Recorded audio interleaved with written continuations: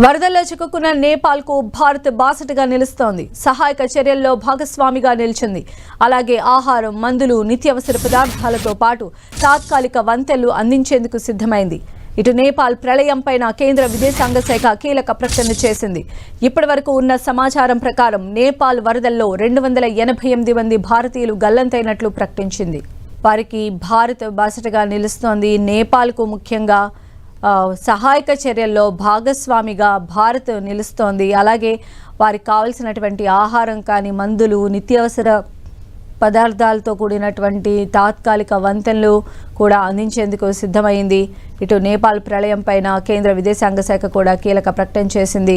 So ఇప్పటివరకు ఉన్న సమాచారం ప్రకారం అయితే నేపాల్ వరదల్లో 288 మంది భారతీయులు గల్లంతైనట్లు ప్రకటించడం జరిగింది. సో నేపాల్లో జరిగినటువంటి జల ప్రళయానికి సంబంధించి భారత్ బాసటగా నిలుస్తోంది. వారికి కావాల్సినటువంటి ఆహారం, మందులు, ఇతర నిత్యావసరాలకు సంబంధించి హెల్ప్ చేస్తోంది భారత్. ఇప్పటికే దానికి సంబంధించిన ఒక విమానం కూడా వెళ్ళినట్టు తెలుస్తోంది.